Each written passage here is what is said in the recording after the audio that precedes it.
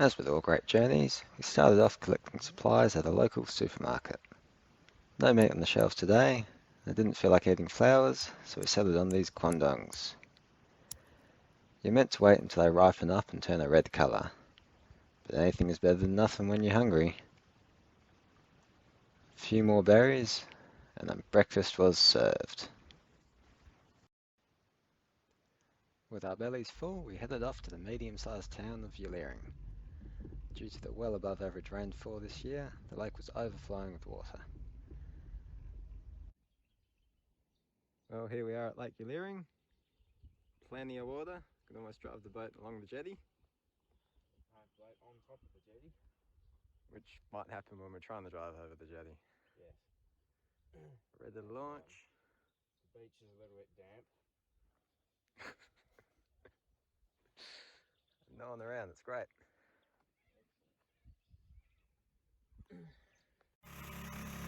Here we are on Yealering Lake, not getting beached, and we didn't even have to walk the boat out 500 metres before we got to water that was deep enough. So that was a nice change. Hey? Living the dream.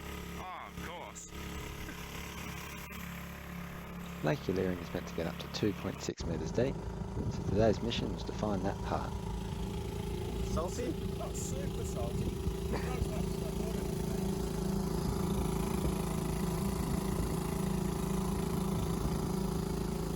We started off looking for the 2.6 metre deep part on our nearest island, where the mud was pretty close to 2.6 metres deep.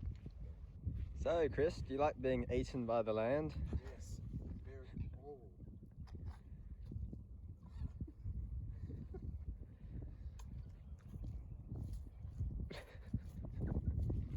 It's terrible.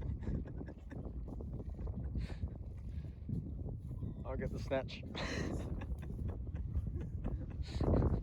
Hindsight suggests that we should have landed on the concrete jetty as opposed to the mud.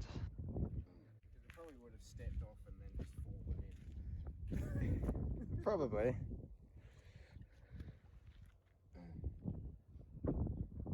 So, massive lake with deep water, and we've just sort of come to this little cranny where it's really shallow. I don't think there's normally water, but So we're in our natural territory. that's 0.6 of a metre deep. And we're heading towards the rail bridge. Yep. We're trying to go and fit under something that we probably can't fit under. See if we can make it fit. Yeah, just push the boat under the water, we'll fit. So we're at the bridge now, and the sign would like us to know that the bridge was painted in 2004. So there you go. There's some education for us. So now that we've visited the bridge, we're just trying to navigate our way over the top of all the bushes and shrubs and land that's normally not water, back to where we entered, and then we'll go and explore more of the lake. Here we are, coming into the ominous gates of danger and possibly popping the inflatable.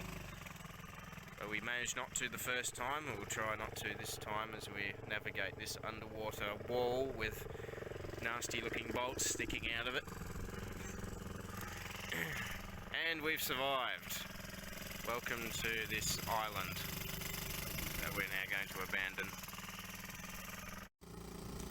Right, we have survived Quicksand Island, and we are now motoring along with the mighty 500 horsepower Honda across the lake.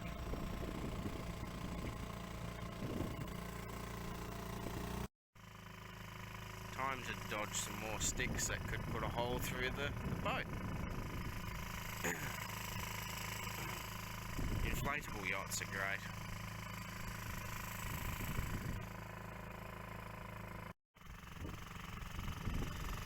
So we're currently in water that's about 1 metre deep, and over there and amongst those bushes and things is a vehicle track. So usually you could probably bring your car here. Probably wouldn't bring your car here right now. But all good for yachts. I'm sure we're on someone's land. land yet. I just understand that it was navigatable to get here by yacht. It was indeed.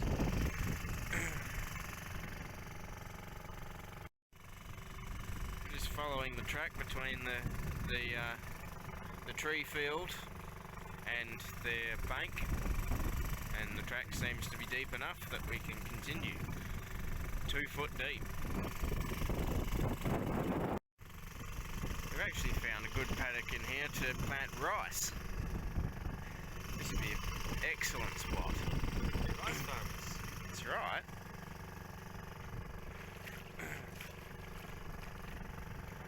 Very nice scenery in here.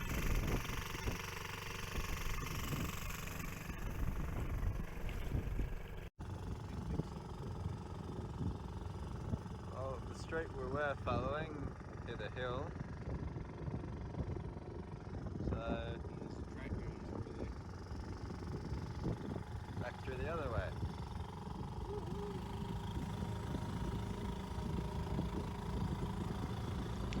We're going to need a different tactic if we're going to find the deepest part.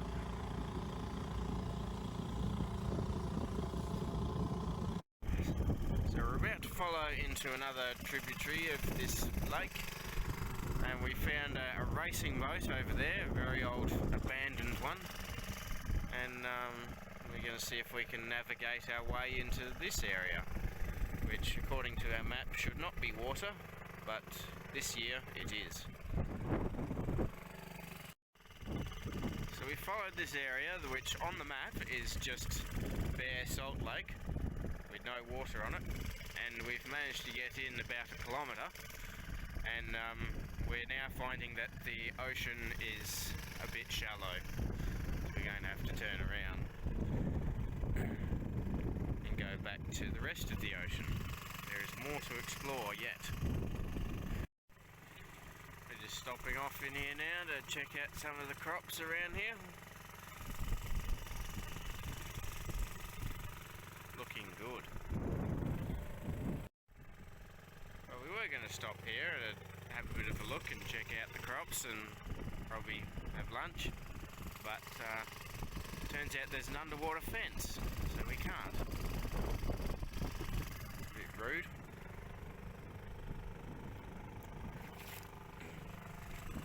Might have to moor to a tree. When navigating tight places in your boat, you always need to plan ahead.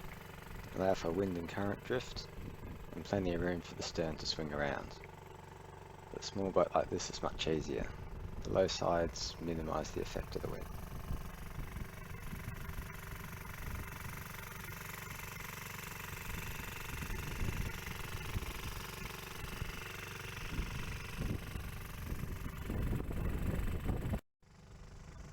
Navigating through all these tiny trees right now, and then we find just this strip.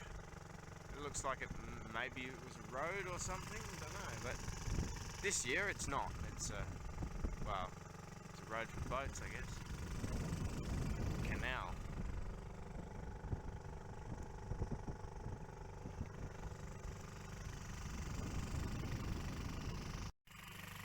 Worked out that there's actually a fence line just here. You see the fence and the chicken wire there, and so we're just gonna follow this strip, the street, and go and bother these swans down the end. They're called Swan Street. Swan Street, yes, and we might find a spot to park up for lunch against a tree or something. I don't know. But yeah, maybe this was someone's paddock once upon a time or something. This would have been an access road.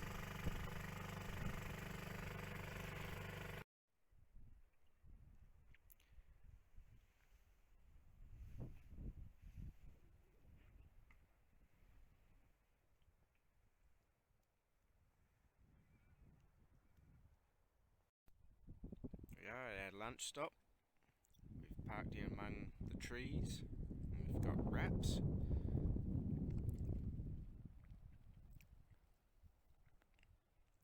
We start navigating our way back to the main lake, where we'll see what else we can get lost in.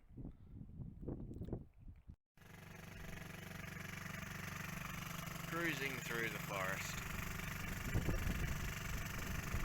We've had our lunch and now we're making our way back towards the main lake. See what else we can find.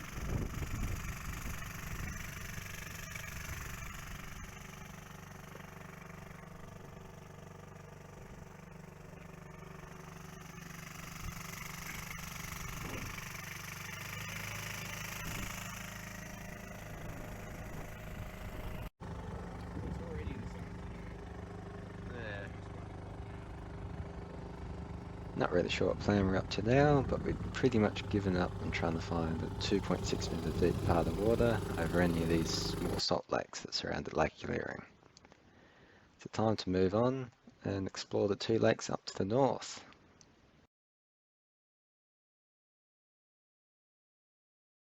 This is me being lazy while Josh packs up the boat. I'm relaxing on the grass.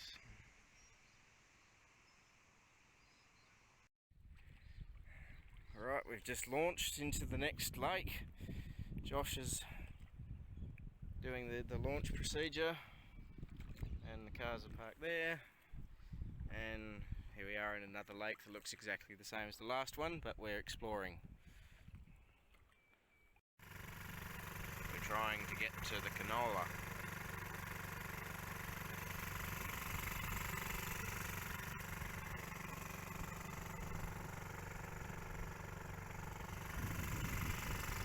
Very nice little lake in here as well.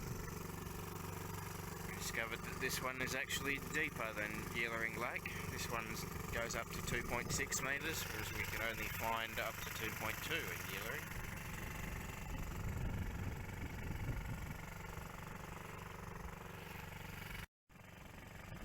We've found a bit of a river or crossing into the next lake, and we're trying to navigate into it, but we're sort of running over bushes that would normally be above water to get there. But we might make it. Might. There we go, we're on that, still on the same sort of creek, I guess, and there is a track. At least it would have been a track.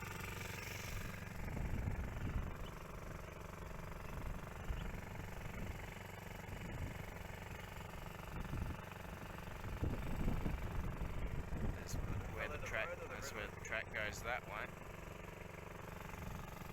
Don't know. Go whichever way. You may or may not have to do a U-turn.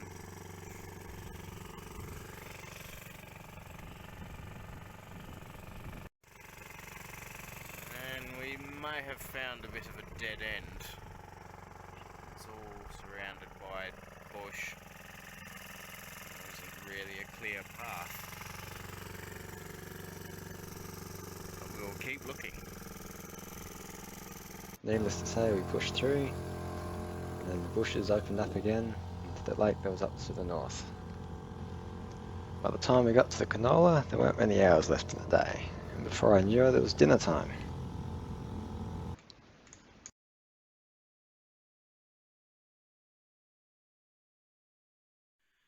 Alright, so tonight we're making burgers with garlic and cooked spinach and avocado, hummus dip, cheese and barbecue sauce.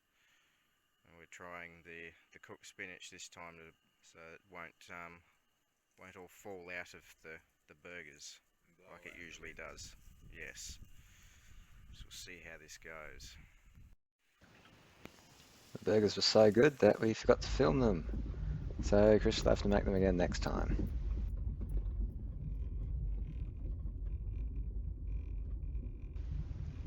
With above average rainfall comes an above average wildflower season.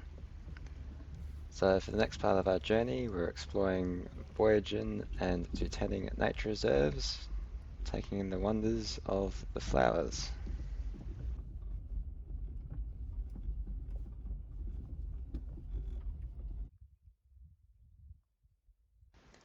The rocky outcrops proved to be a haven for orchids and other small flowers.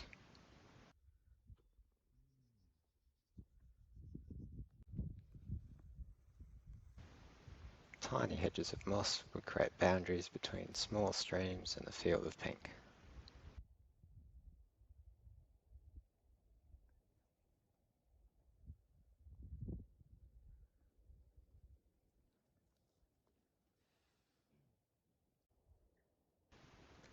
Drossers are collecting dew in the early morning sun.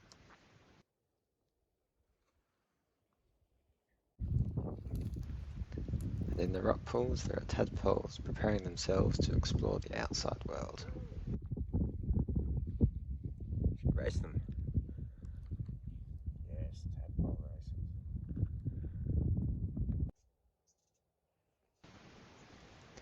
Over towards the outskirts of the rock are cowslip orchids, sheltered in the shadows of the trees.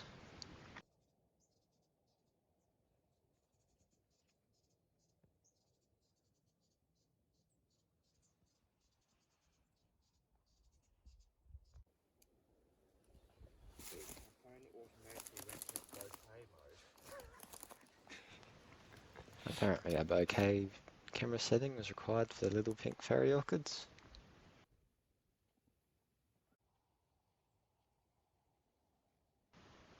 Hidden amongst the undergrowth we found some jug orchids.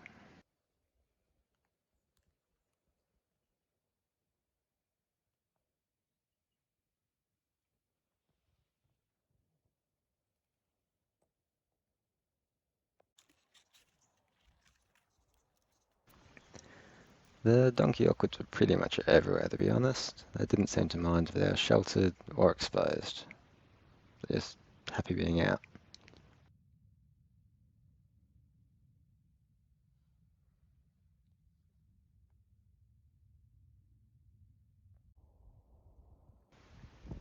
The fungi resembled coral.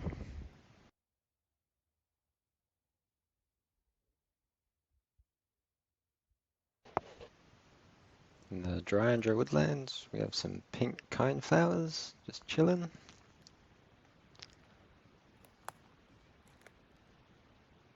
Not really sure what these are, but they are yellow.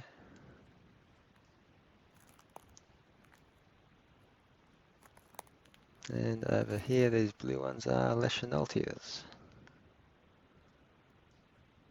That's the extent of my knowledge.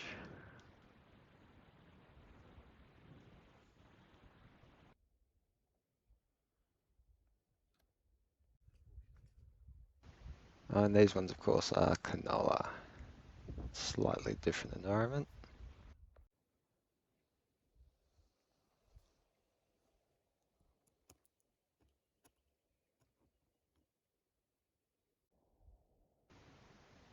And that pretty much wraps up our yachting wildflower journey. Until next time.